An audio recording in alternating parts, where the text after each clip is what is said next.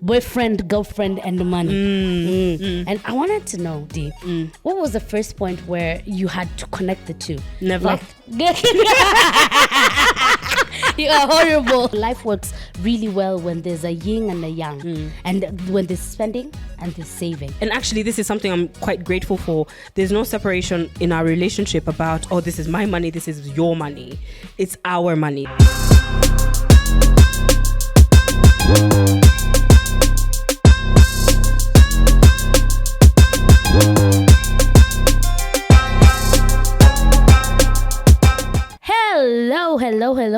Hello. We are back. My name is Veldina Kasema, and this is the Ages and Stages podcast. I am here with the one, the fabulous, the one and only. Hi guys, my name is Dee. I'm Things Dee Says on the socials. And we are here. The reason why we're back, on your insisting, the reason why we're really back is this is season 2. The Ages and Stages podcast is where we talk about the intersection between what really life has taught us, the school of life, and formal education. So we try to find a balance in between. And today we have one of the best topics ever, D. What are we talking about today? Let me tell you. First of all, hold up. Pull up. How was your birthday? Hey. This girl just celebrated her birthday and she's trying to act like it's, Let me tell you. It's just brush over it. How was it? It was the best time. Yeah. I started off with like a group of friends that were down at the coast. Yeah. And then went down to Lamu. Yeah. Just saying. Yeah. Shout out to the Majilis staff. They were brilliant. Yeah. And now I am back. And you're saying Majilis was amazing, yeah? Yeah. You do not know. You've seen people who have excellence. I've never been to Lamu. Really? Yeah. Really nice. Yeah. Interesting town. Yeah. Very interesting. Different kind of people, but really good experience in itself. So if you've not been to Lamu, Lamu is definitely a place to check out. Check out the Shella. The restaurants are fantastic. The food is really good. And the people are also really nice. So it's kind of really cool to be there. Yeah. So yeah, my birthday was fabulous. Yeah. May there be many more. Amen. Completely. What are we talking about today? Today we're talking about money and relationships. Yani, pesa. How do you say relationships in Swahili? That one. Yeah. Yes, money and relationships. I feel like I need to know this. Pesa, uhusiano. Uhusiano. Kupendana. No, but you say niko na uhusiano na huyu mtu. No, but then relationships can mean relationships with family, relationships with... So uhusiano makes sense. Uhusiano. Uhusiano wangu na wako. It sounds a little dirty. Lives in the gutter. This one. What is your address? The gutter. Right there. Next to the dustbin. I'm dead. But yes, so the relationships and money. And we want to talk about relationships and money, not just relationships in terms of boy-girl relationships. We're talking about relationships between family and money. We're talking relationships between friends and money. Yeah. And then we're also going to touch on the boyfriend, girlfriend, and the money. And I wanted to know, D, what was the first point where you had to connect the two? Never. You are horrible. Yeah, I am dead. I don't know if I'll be able to do this. I'm kidding. I've been laughing so badly because I'm dead. Yeah. Who at what point? Do tell. Okay. Ask the question again. When did you have to connect relationships and money? At what point did you have to do a balance or a dance between the two? Do you know, honestly speaking, I don't think I've done it in romantic relationships much. I think the most that I've thought about it is maybe with family or maybe with friends, but I've rarely had a situation where I'm thinking about money in the context of a relationship. Yes. And I mean, that's because of two things. I haven't been in many relationships, number one. I've been in 3 relationships my whole life. Yeah. 3. So your body count is 4 one hand. 4 relationships. Quisha.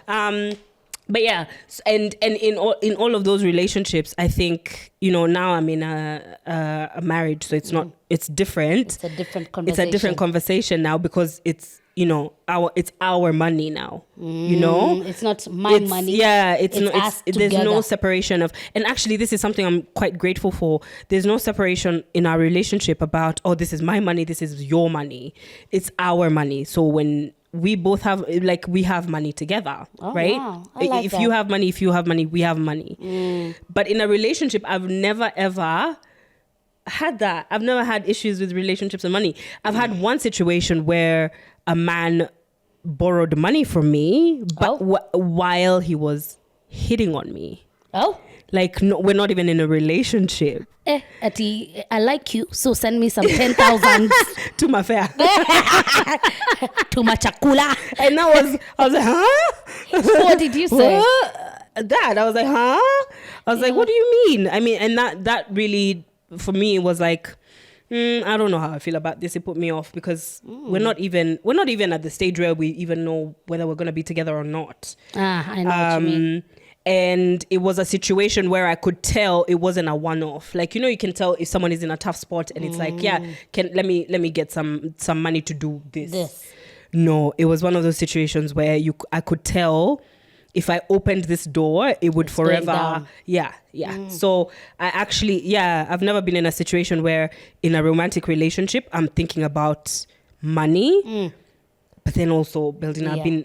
I've been single for a very long time as well, so I don't know. What's your experience in relationships, romantic relationships and money? So for me, relationships with money was very interesting. I think it matters when you're beginning a conversation with someone, especially in a relationship, to find out what their money blueprint is. And what I mean by money blueprint is how they think about money. What do they think about making money? What do they think about what is enough, or do they ever have an enough point? Oh, okay. Do you think?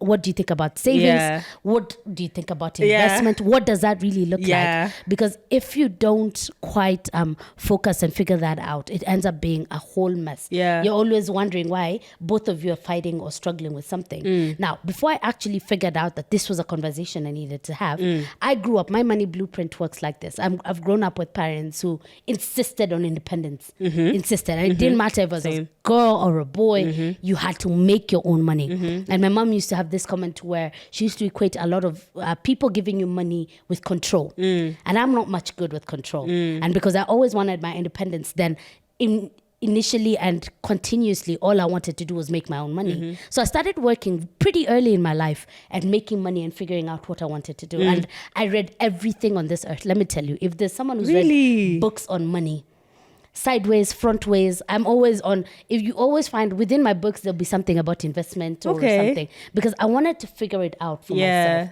Now, check into a relationship, boy-girl relationship. And it's a thing that I date. I found that I attract the kind of people who want to take care of me. I've never known why. Now you can imagine this independent girl. I mean, I can tell you why.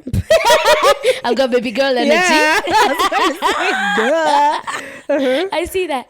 But then continuously. So what happens is this, that someone would offer to pay for something and that would offend me, as opposed to me accepting it and thinking it's really good. In my head, I'd be like, what does he want in exchange? Why is he giving me this? Why do I need to? So my money blueprint, at that point, I realized the independence, and I'd get irritated, pissed off, bothered by this whole situation. And then sometimes I even used to return. And I had a sister, I have one of my sisters, who kept telling me, Beltina, anytime you send money, you keep. You never, if you don't want it, you send it to me.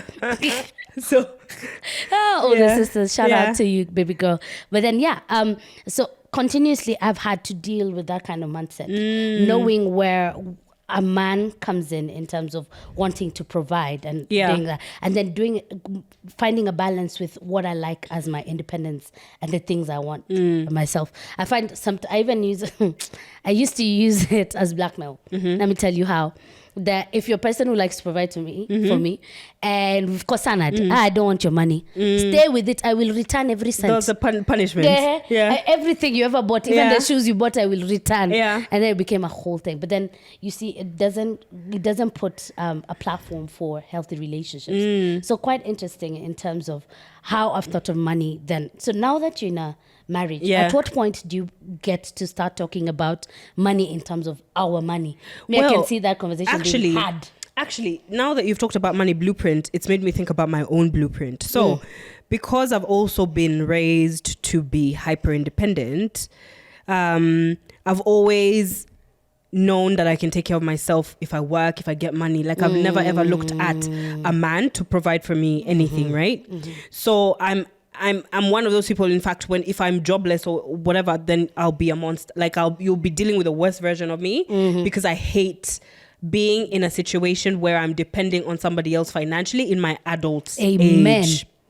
So, my financial blueprint, however, was very much, if I have money, I spend it. You know, I've spent very many years by myself, so I didn't have that situation where I have to think of, we have to budget for expenses, we have to budget for this, we have to budget for that, we have to budget for trips, we have to budget for this.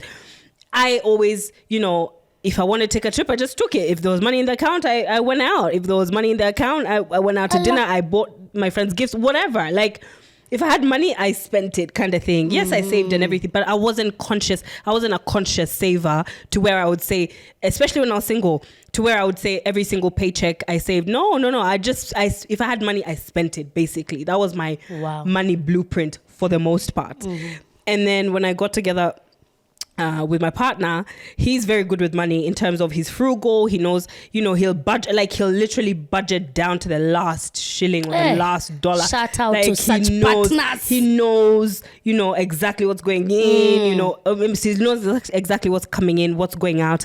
And I'm not those people. In fact, having that level of responsibility gives me a headache. Oof. Like, you should have seen when he was trying to sit me down to teach me how to budget on Excel. I think I avoided him for like 3 days because I was just like, him in the same house. I mean, I was like, I'm coming. I go to the kitchen. I'm coming. Okay. Let me cook for you on the TV. Like, I don't know why, but I just feel like conversations about money are just, and maybe, I don't know, and maybe this is something I need to unpack at some point. It's not a major thing, but like conversations about money to that level are just so, they make me feel like this, like, and it's a thing. It makes me feel like itching. Let me tell you, it's a thing. Yeah, it's a thing, and you're not wrong because many people have associated money with. If you look at the church, if people had too much money, then they're probably doing the wrong thing.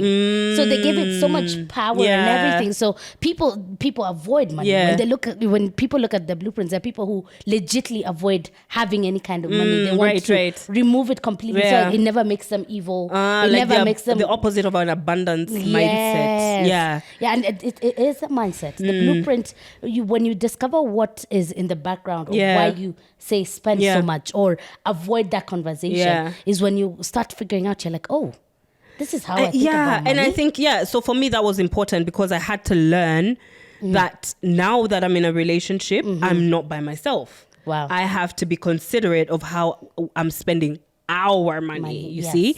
Like I had to really change my mindset and think about it and think, okay, D, if you spend all the money that's in the account right now, okay, fine, you're not going to starve or whatever, but you've really put a dent into our pot of money. Yes. So before I do that, what works for me is usually, and we can get into this a bit later, but what works for me is usually to, whatever the bills are that need to be paid, if I take those out immediately, the money comes in, then I know whatever is left I can spend and not worry, right? But it's not a muscle I learned how to flex a long time ago. For me, and it's something I was even saying to my partner, I want us to teach our son money responsibility early, because I didn't handle money until I was 19, 20, 21. When I'm in Australia and I'm getting my first job, that's when I really actually handled money for the first time. Because we come from a society where you had a driver or your parents were driving you to school and back.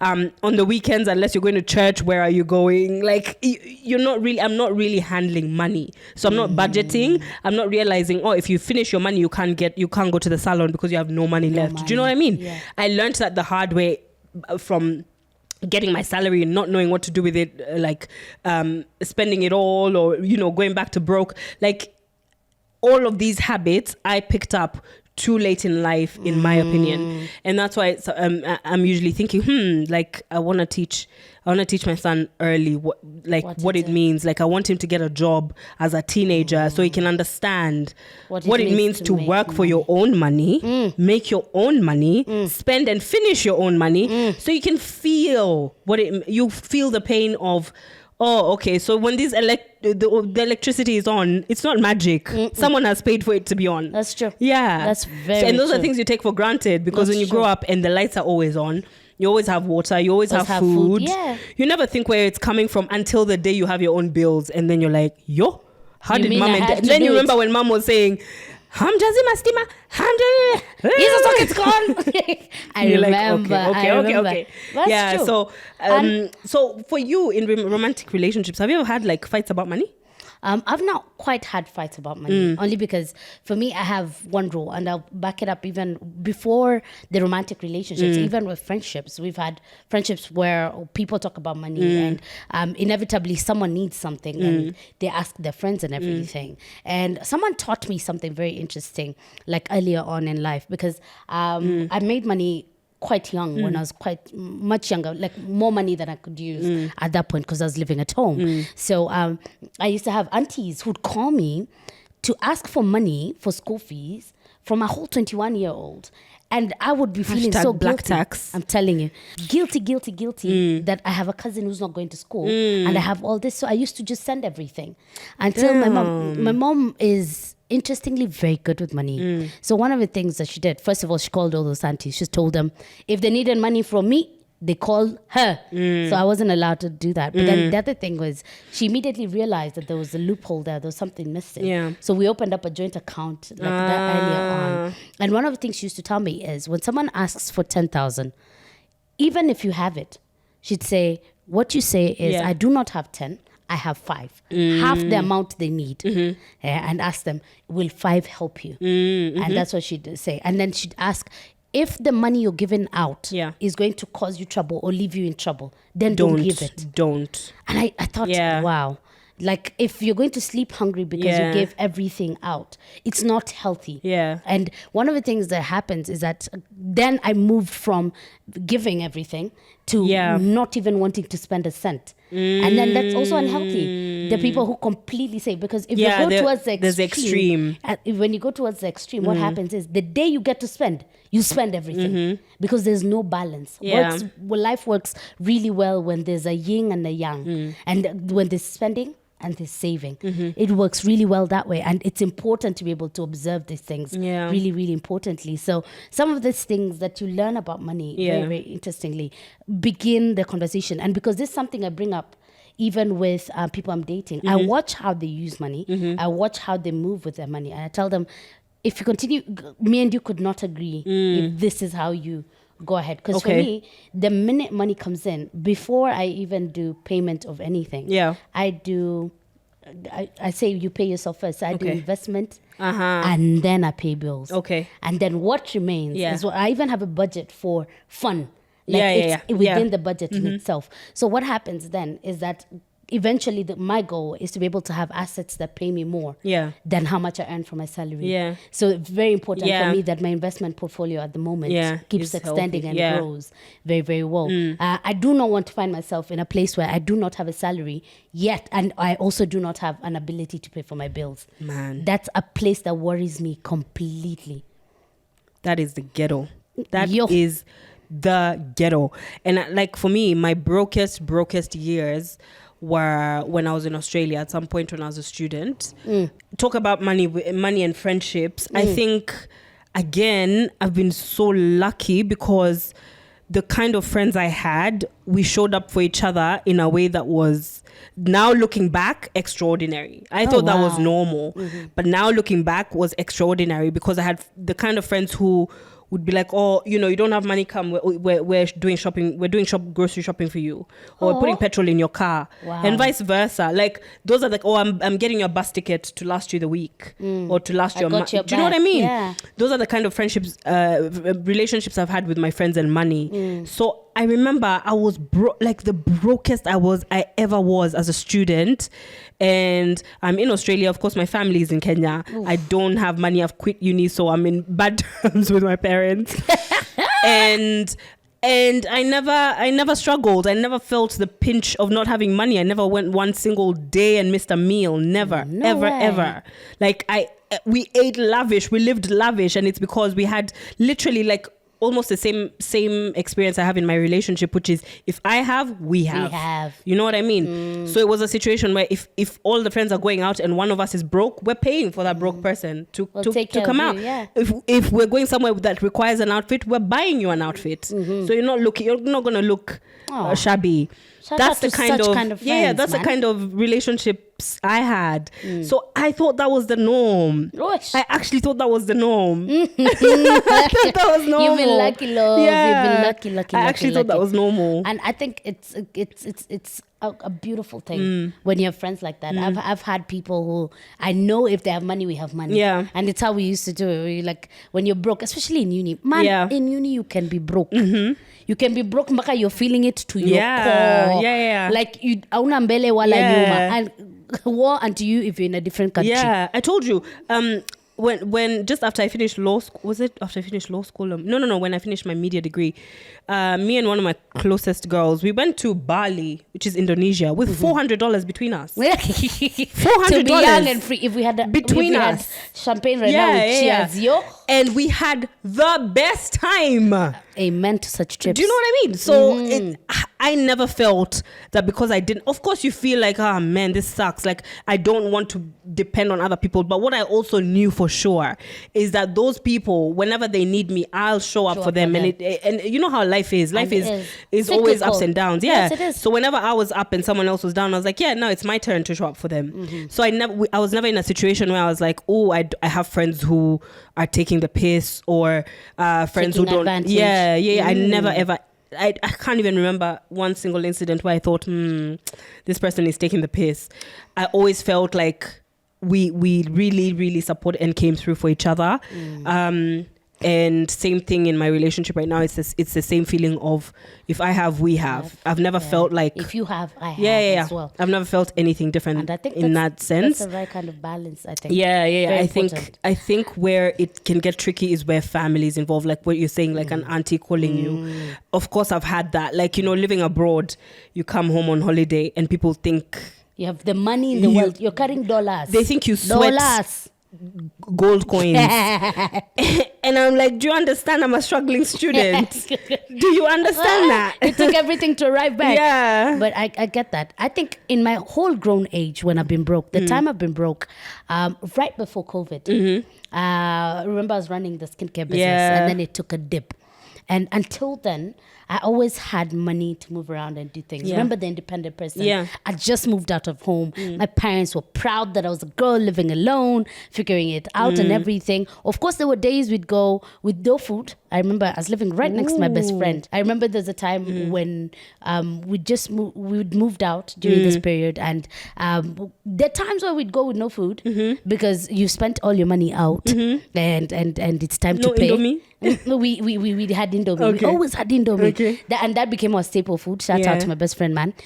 Because she taught me how to make Indo Mie and make sure it feels like food. But right before COVID, it took a dip and I couldn't afford my rent. And remember, when you've been independent for a while, going back to depending on your parents is the hardest thing in your life. Oh my God. Like, I wouldn't even imagine. I would rather borrow from anywhere else do not recommend than call my father. And every time I'd call him, he'd say, I'd rather. That's the opposite for me. Mine was that way because I was like, I'd become so independent. I wanted him to continue being very proud that I was independent. So now going back, I was like, no, come on. Okay, that's so interesting. Mine is tied to a feeling of safety. I feel safer borrowing from my dad than a friend. Now for me, do you know what I mean? Like, I feel like, I don't know, like mine is tied to a feeling of safety. I'm like, mine was, I liked that he liked I was independent. And I liked that he used to tell people, my baby girl lives alone, by herself. She has her own house. Like, it was such a point of pride for him that imagining going back. And around that time, I actually moved back home Okay. And that's the time I was looking for employment. So I remember that's the time I hit rock bottom for the first time in a very long time with my whole grown up self. Yeah. I finally hit, like, it was so bad. I was like back at home. I couldn't quite figure out even moving around and everything. And shout out to all the friends who came in and checked in on me and everything. But then I had to find my footing. And because of that, independent, again, the blueprint, it wasn't about finding someone who could take care of me. Yeah. It was about me being able to find my footing again. Yeah. And I tell you what, moving back home when you've lived alone and then being dependent on someone else. Let me tell you about my rock bottom. That time I was telling you about wasn't even rock bottom. That was I was comfortable. Like I told you, we were broke, but we're eating prawns for dinner. Ish. Okay, like that wasn't rock bottom. Rock bottom was also during COVID for me. Ish. Because I had left Australia in February of 2020, literally 3 weeks before COVID hit, around about there. And my goal was to travel the world. Yeah, I remember. Then eventually come to Kenya. And then so I started off in America. And when I'm in America, my dad calls me and he's like, listen, this COVID thing is real. You need to come. It's time to come back home. So I come back home. Still, I'm thinking 2 weeks. 2 weeks maximum. Or like you know, machungwa. the quarantine lockdown thing they're saying. 2 weeks we'll be outside. How did I spend 2 years jobless? I've just quit an excellent job in Australia. I've migrated back to Kenya. Now I'm in my parents' house where I'm jobless. And not only that, I had invested in the stock market. I'd bought some shares and I lost about $5,000 My God. within a week.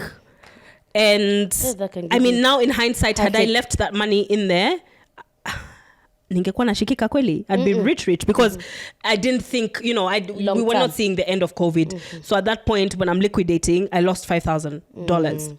So I'm liquidating because I need money to survive. I need money for my day-to-day. That was rock bottom for me because, like you said, I'm used to independence. I'm used to my own life. I'm used to a comfortable life.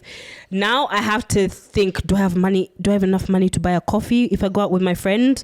Or do I just say no and we catch up on FaceTime? Like, do you understand? That to me didn't make sense. And it got to a point where I was absolutely depressed. And I remember job hunting like nobody's business. And this lady offered me a job at 20,000 shillings a month. And I was like, you're joking. You're actually joking. You're joking. I left that I'll call it an interview, but it was more like a informal discussion. I left it in tears. I left it running to the car in tears. Like I couldn't believe what life had become. That was rock bottom for me in terms of rock bottom. brokenness. And let me tell you hit rock bottom, but I also say that things change. Remember, I was telling you a story about one of my best books, the best book that I've had. That is The Richest Man in Babylon. Fabulous. If you have to learn anything about money, that's where you start, according to me at least. So when they're talking in there, they're talking about one of the major lessons that they were learning. And this guy, who's a cobbler, wants to become rich and is always cleaning shoes for this rich guy and tells the rich guy, teach me how to make money, teach me how to grow this, teach me how to build on this. And the guy says, okay. First step is that you must pay yourself first. This is where the lessons come from. Okay. So save, be able to keep money for investment, money for saving, all these things. Make sure things are working. Pay yourself first and keep at least 10% of your earning for investment. Every month, keep 10% for at least a year. So he keeps money for a full year, and after he has a bit of money, and then goes back to the guy, says, I have the money you said. What do I do now? Says, now it's time to find a way to invest. Make this money work for you. And we always have this rule where it's not the first step of earning, it's the second step and the third. What I mean, this money goes into something, produces more, which goes into a second one, produces more, and then when it comes out the third time, that's when you use it. Okay, interesting. So do you have a practical example that we can... I'll give you hypothetical but practical, like say if you put your money from employment into say a business, maybe you usually sell clothes or shoes or something, this brings out profit in terms of money. That money now goes into infrastructure bonds, say, or short-term bonds like stocks and everything, and then the money now when it comes out the third time is when now you actually consume that money. That's when you use it to buy a like car. I guess the dividends from the stocks and stuff. Okay. That's when you use it to buy a car. I've never heard that before. Do you know? It's the steps of earning. So things about learning. Yeah. I'm telling you, the lessons you learn are crazy. Yeah. So anyway, he's talking about this. This guy takes all his money, gives it to a guy who's going to buy jewelry. Yeah. And this guy loses all that Yeah. money that he'd saved. And I'm like, my God, what does someone do? So I'm there reading the book. I'm like, where does he go? Yeah. This money is lost now. Anyway. And that's how I read books, legit. It's like watching a movie. Yeah. So it goes back to the guy, tells him, I lost everything. This guy says, where you invested, you needed to find out if that guy had history in terms of making. If he doesn't have a way of making major money, key. do not invest in something where someone cannot show you. Oh my God, fruits how many of previous investments? Yeah, how many pyramid schemes have people suffered from in Kenya? Or like, how do you many remember? quick earning money things? Yeah. So what happens is you have to watch and see the fruits of where the money is coming from and everything. So anyway, so he goes back. The guy tells him, okay, now start again to save and everything. So when he's down there, the guy tells him, you know, the story is that this will pass. He keeps saying, this will pass. And he can't understand this comment. This guy keeps saying, this will pass. But eventually starts saving again, finishes another year. Now he has money. But now when he's looking for where to invest, he actually does his research and finds someone who actually knows what they're doing. Yeah. And the person he finds is a money lender who lends out money and earns an interest when people are paying back. Right. And he has a history and he's worked with this before. And now he has bulk money where someone can use to lend and they negotiate on the terms of how much he's going to earn. Now when he's starting to make money, remember he has to figure out his second way of earning. And he goes back to the guy, rich guy, to ask him, dude, what do I do now? And this guy says, okay, we've got to figure out the second part. And he's figuring out. Eventually, he becomes the richest man in Babylon. But when he meets this guy now, much later on in life, this guy looks at him and says, you're doing well. He says, I'm doing very well. My family has a house. We are living okay. We have assets. We've grown, we've built and everything. And he tells him, this too shall pass. And that thing still gives me goosebumps. You gave me goosebumps when you told me that, because I always think of that saying as this too shall pass as as a reference to a negative event. So if you're sad, this too shall pass. But then one time Beldina told me, no. Even when you're happy, this too shall pass. And I was like, because of course, this too shall pass. This too shall. And you gotta watch that wherever you're starting from, you don't always start. If being broke at that point, like for me, being broke at COVID time was at zero. It wasn't even at 1,000 bob. It was a lie. And then you get to a point where having 1,000 is you broke. And then you get to a point where having 1 million is you broke.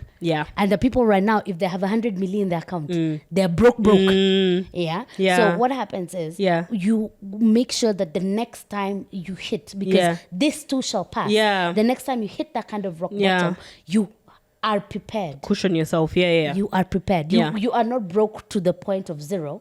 Maybe now you can afford your rent. Maybe your kids can go to school. Maybe you can afford food. But then you don't have extras for going out. That is okay. You understand? And then the next time it's broke is that maybe you can go on holiday as well, but then you don't have any extra money to do the other things of movement and everything. So someone mentioned to me, Dee, that success leaves clues. Making money leaves clues. And it's interesting that this is the thing that you look at, because success leaves clues and because money leaves clues, then it's easy to figure it out if you can find a way to learn. You got to pick up the clues from everywhere where you're learning, the books you're learning, the things you're picking up and everything.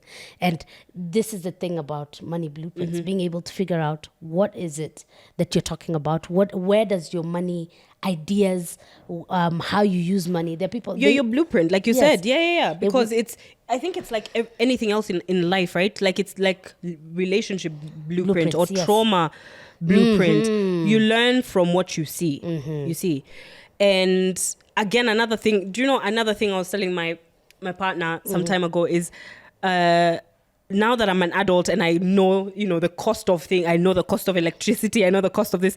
I was telling him, I remember when my parents used to always say, "Bona meacha stima on," and I used to be like, "What's wrong with them? What's wrong? Are they anti-fun? Are they just born to? I mean, are they just here to do whatever?" Us. And I'm just like, "Oh my God, you don't realize these things until." But also the language around money, because I remember whenever we'd ask mom, and dad for something. We don't have money. Money's not enough. Money's not enough. So in my head, I was like, okay, money is not enough. Money is not enough. Money is not enough. We don't have money. We don't have money. We don't have money. So it created the opposite effect in me. Meaning when I had money, I was like, it's enough. Let's tutumia kila kitu. Yeah. I told you of my story of what I did with my hair. So yeah. I hear you. Yeah. But then some of this is figuring out what you're thinking about money. Can we have healthy conversations about money and being able to figure it out, especially in boy-girl relationships? Yeah. How do we converse? How do we move? How do we do this? What is our idea of investment? What does someone think about? So that if you find someone, I hear stories of people who talk about their partners who went and removed all the money in the account and gave it to family. And I have no challenge with that. I have a challenge with the fact that you won't be able to afford rent the next month. Or even if it was the excess of saving, it was our money. Yeah, like you need to talk about it. You need to, why didn't we have a conversation about this and everything? So knowing what you need to know about money and what your partner thinks about money and how you can put that together, agreeing. And I think these are second to, and I always say most important things, I think for me in a relationship so far is how we fight, how we resolve any kind of fighting and everything. Yeah. The second one, money conversation. Yeah. That one is hands down my second most important thing, right up there. Yeah. And then being able to figure, these are things, if you're looking at someone long term, there has to be a conversation. There has to be. You have to sit down and actually come to like, have a face-to-face with your spending habits. You know, like it's when my partner sat me down and he's like, you see what you're spending here, you see what you're saving here, like that's when it like really sinks in. You're like, okay, I really need to do X or Y to be better. And for me now, I'm at a stage now in my life where I'm obsessed about creating wealth and abundance. And I'm just like, I really want to materialize the dreams that are in here, you know? And I was saying this before, like I just don't feel like I have so many big goals and I don't feel like they're unattainable. I just keep asking myself, how can I attain them? How can I get there? How can I be extremely wealthy? How can I be this? How can I be that? Like I don't tell myself, oh, you can't afford that and leave it. I actually, it'll bug me until I can afford it. Yes. It will bug me. Like if a trip to Italy is my dream and I'm sitting on zero in my account, it will bug me until I get to that trip. I afford that trip to Italy. Oh, wow. Do you know what I mean? Like that's how my mind works in terms of money.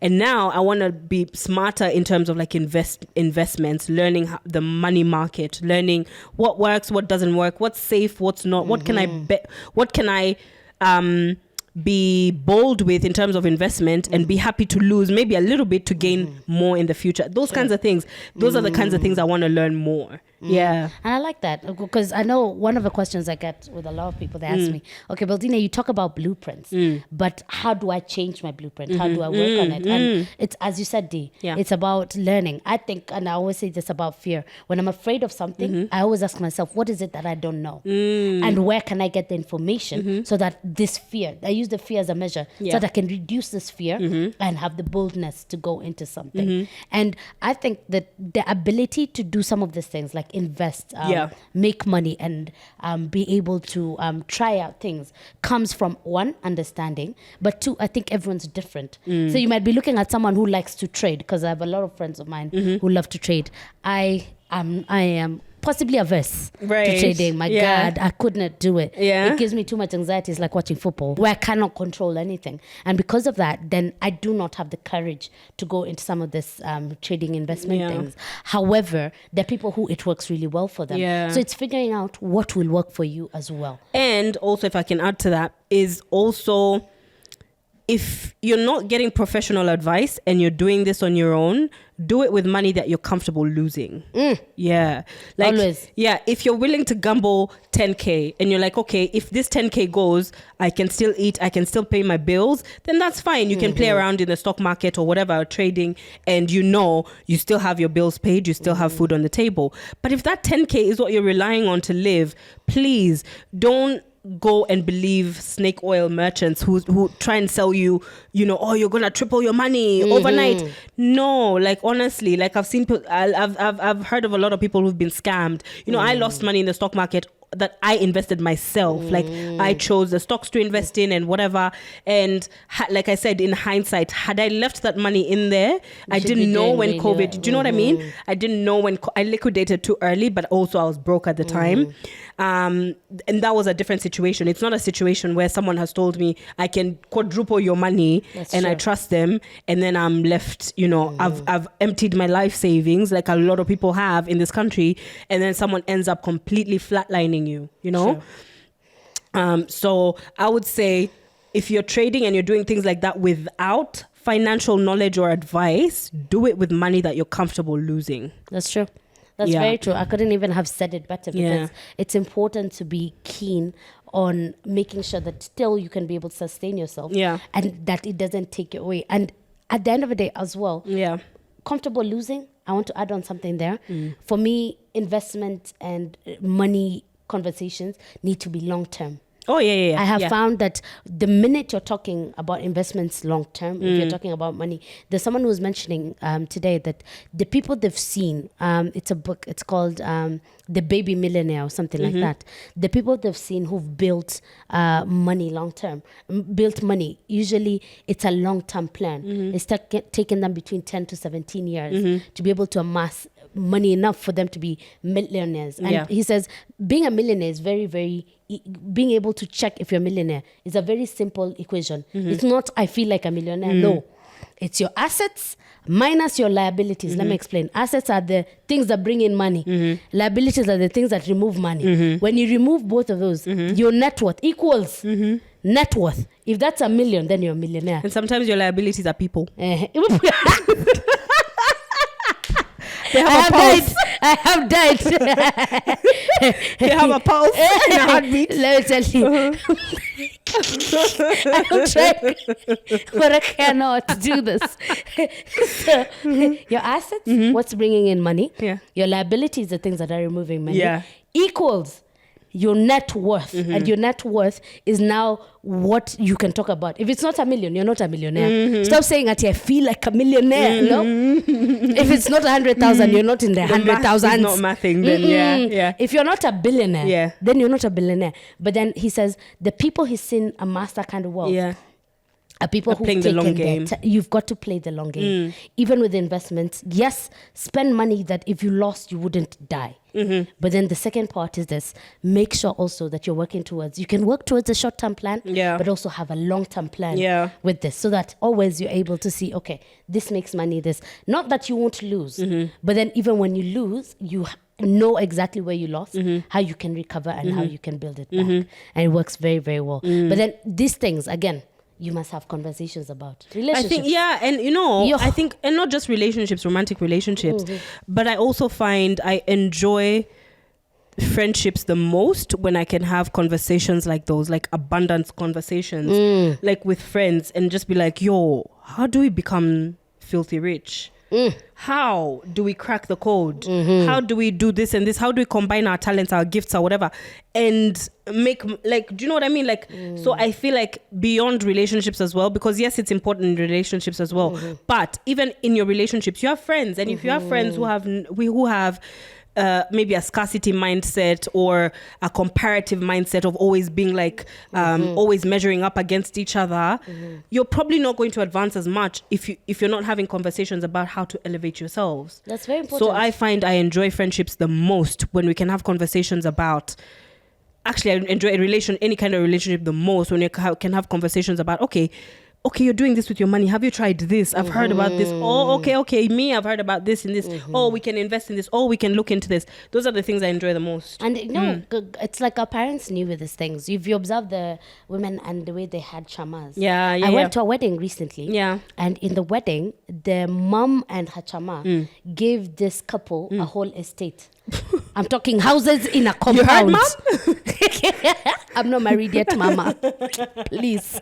Yeah. Mom, where's my estate? And I was looking at the women, and the women very down to earth, very relaxed. But then they've managed to find a way to put their money together to be able to invest together, such that when they gift their kids and they gift them investments like that, and I do hope the kids end up using that investment Wisely. really well and wisely. But when they gift something like this, they're able to gift something that is substantial. Yeah. And I can't wait to have friends, like to build Yeah. friendships like that, Yeah. that we're able to talk about. They must have been talking about money. Yeah, look, because They you also see it a talk lot. about You see it a investments. lot in like the Indian community, right? The Jewish community. You see a lot of that like wealth within the community, staying within the community, elevating the community for generations to come. And it's something that I really am keen to emulate and crack the code. Like that one, I'll crack that code at one point or another. And I think that's the best way to do Yeah. it, that we keep on learning. Yeah. Even when you don't know, we keep on learning, Yeah. Ask yourself, where can I get this information?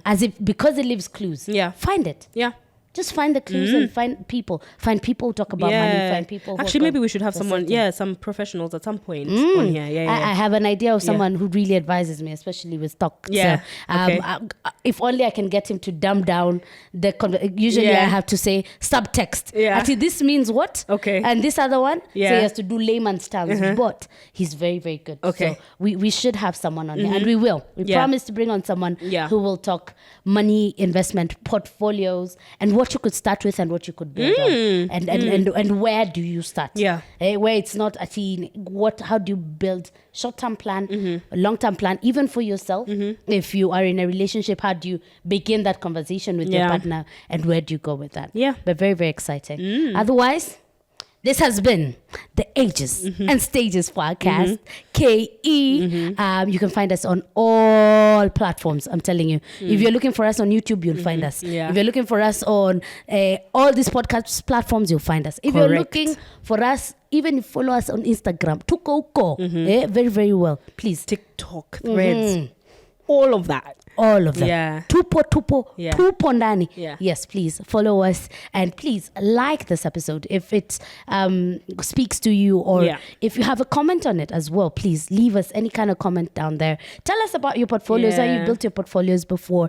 Are you looking to build a portfolio? How does that work? Have you talked about money in relationships? We want to know. Please keep commenting, subscribe, like this, because it makes sure that we're able to reach much more people with this kind of message. Thank you very much. It's been Beldina Kasema. And D. Thank you. See you next week. Bye-bye.